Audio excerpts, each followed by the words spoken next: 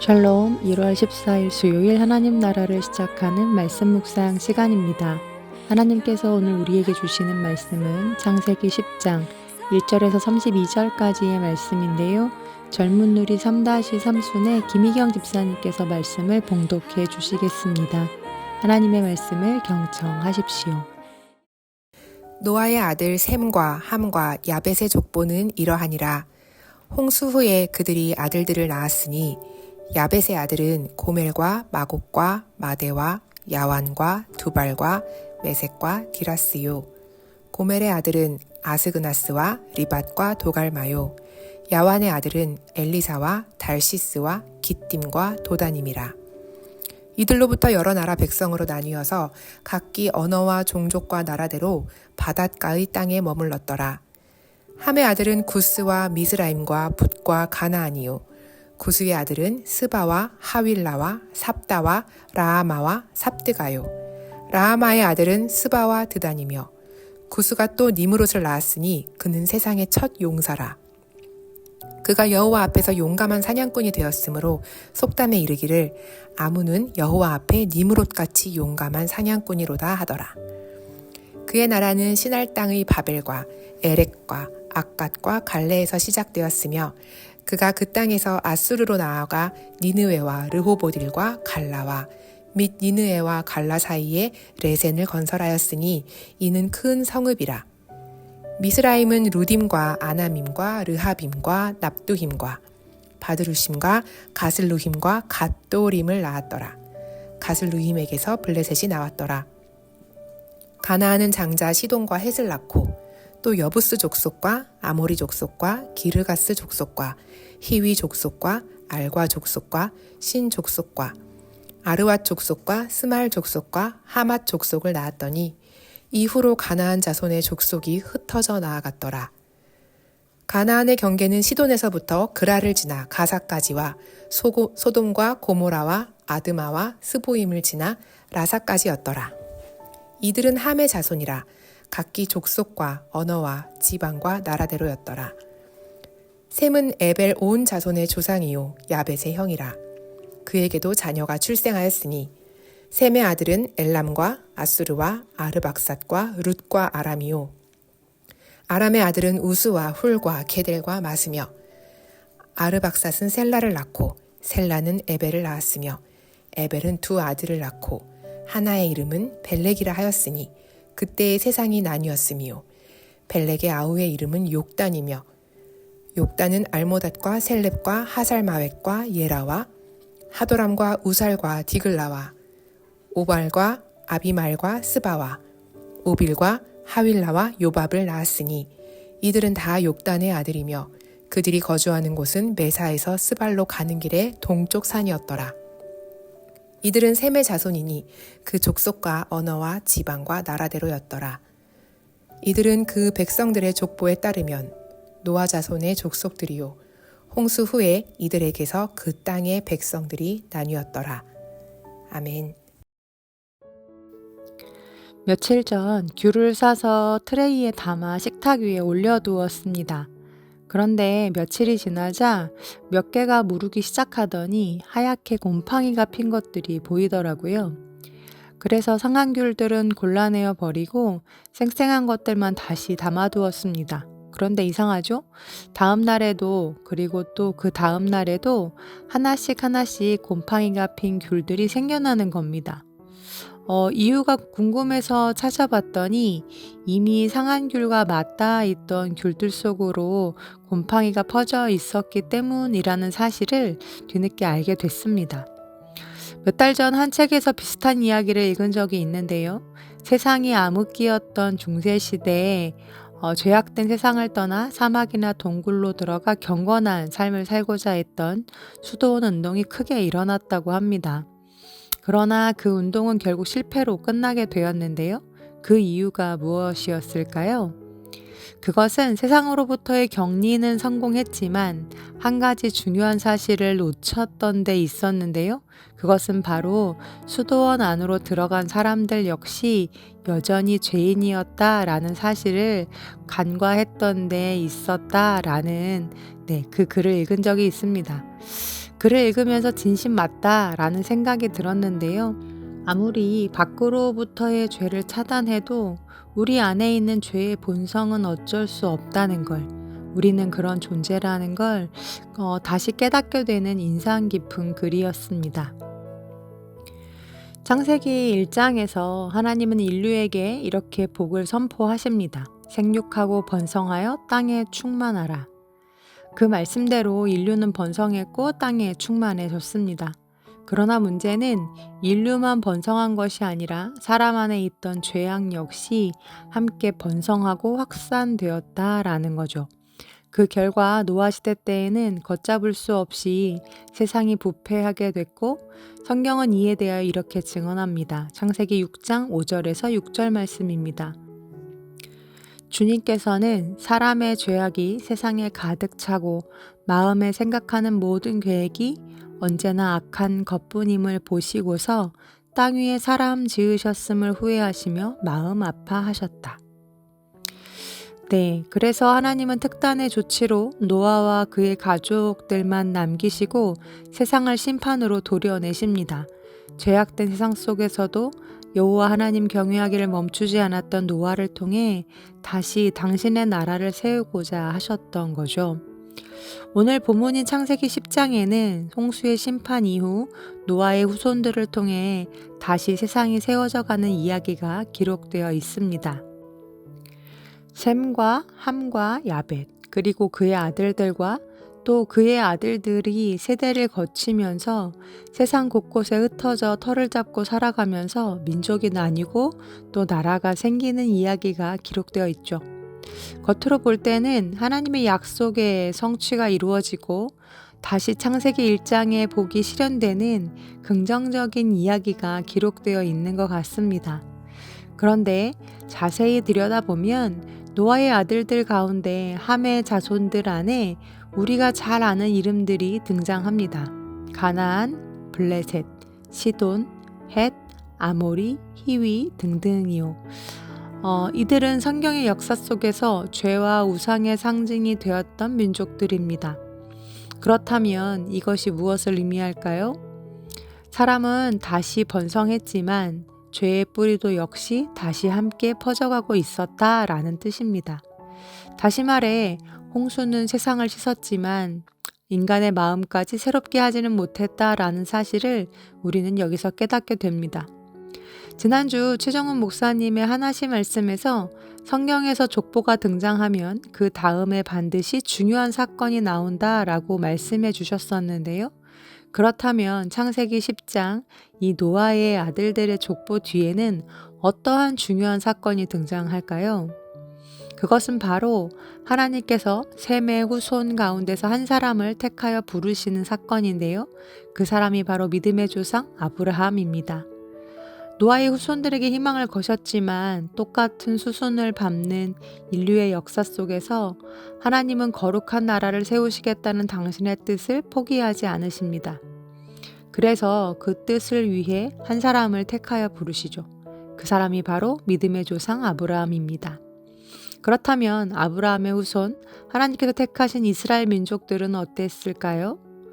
그 하나님의 간절한 기대, 그리고 우리의 기대와는 달리 아브라함의 후손들 역시 여전히 죄의 길을 걷습니다. 그래서 하나님은 마침내 완전한 구원의 통로를 보내시죠. 그분이 바로 우리 주 예수 그리스도이십니다.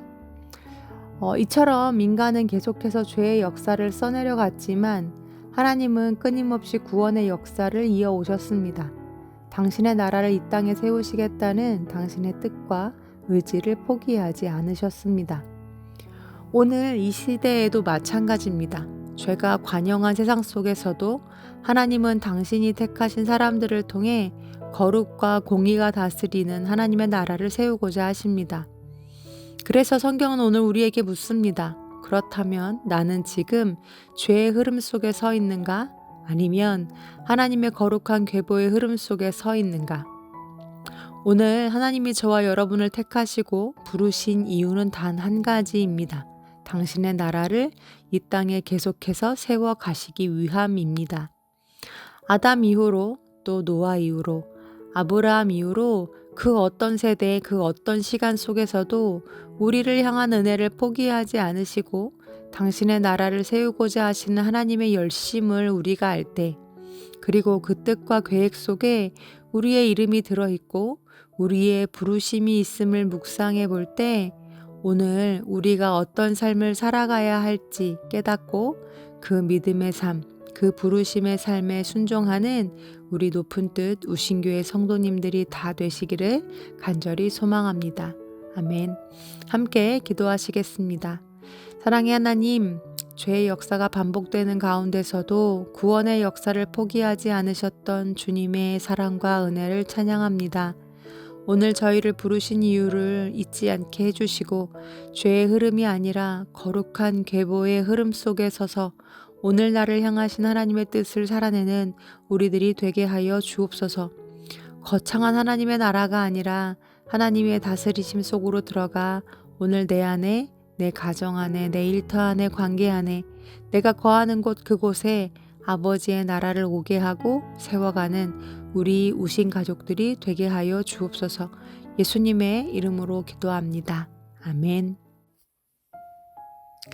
말씀을 마쳤습니다. 오늘 이후로 함께 나눌 레마의 말씀은 앞서 말씀을 읽어주신 김희경 집사님께서 보내주신 사연 함께 나눕니다. 안녕하세요. 오신성도 여러분. 저는 젊은 3-3순 김희경입니다. 지난 2025년을 돌아보면 유난히 힘든 일과 감사한 일이 많았던 한 해였습니다. 정말 유난하다 싶을 정도로 삶에 큰 변화와 어려움이 많은 해였는데 성경 필사 동호회를 만나 말씀을 쓰는 중에 가랑빛처럼 받은 은혜가 어느 순간 제 삶을 충만히 적셔 어려움에서 고개를 들어 하나님을 바라보기 시작할 수 있었습니다. 오늘은 저를 살린 수많은 말씀들 중 제 마음에 깊이 와서 여전히 제게 큰 힘이 되는 말씀 한 구절을 성도님들과 나누고 싶습니다. 전도서 9장 10절에서 11절 말씀입니다. 새한글 성경입니다.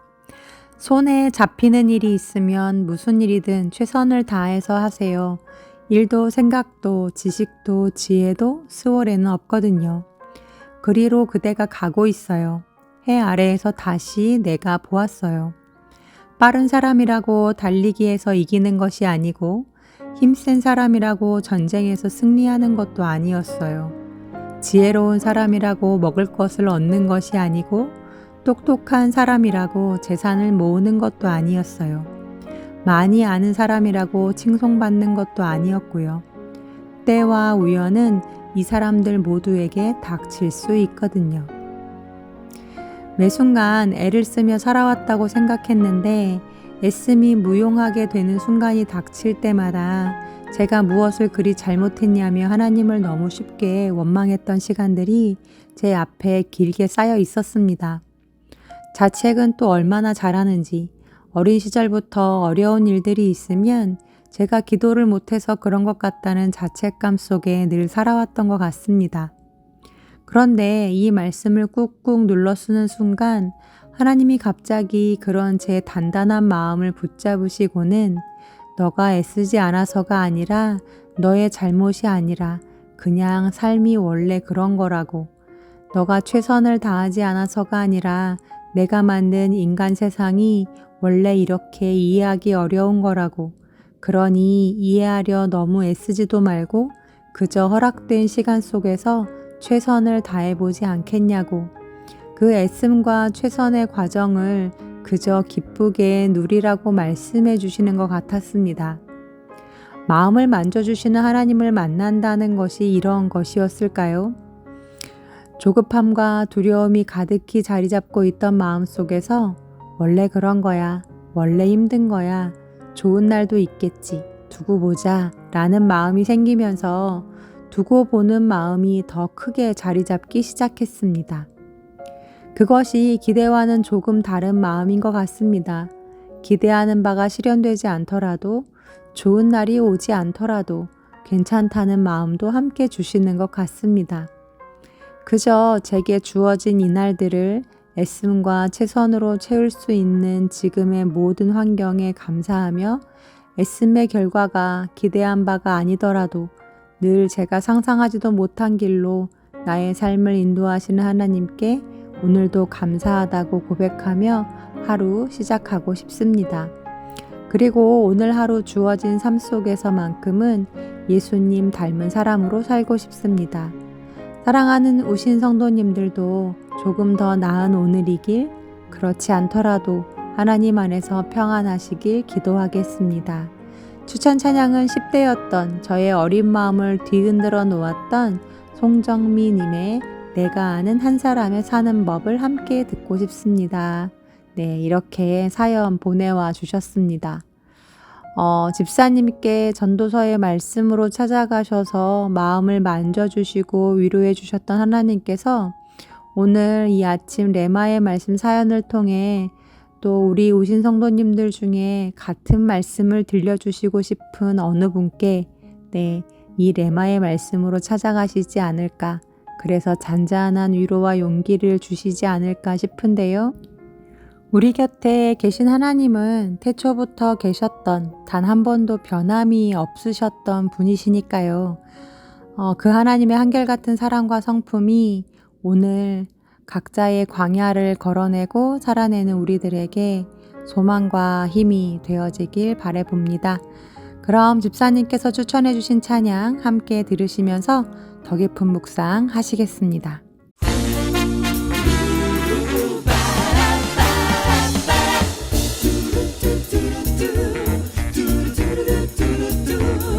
이 세상 사는 사람들은 모두 저마다 사는 방법 갖고 있죠. 똑똑하게 사는 자, 어리숙하게 사는 자, 미친 듯이 사는 자.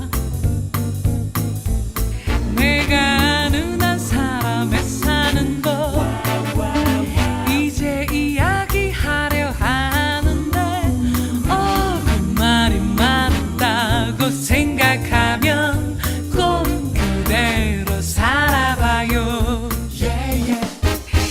그 마음이 언제나 가라라고 슬플 때 슬퍼할 줄 알며 유순한 양처럼 온유하며 옳은 것을 기뻐하는 자,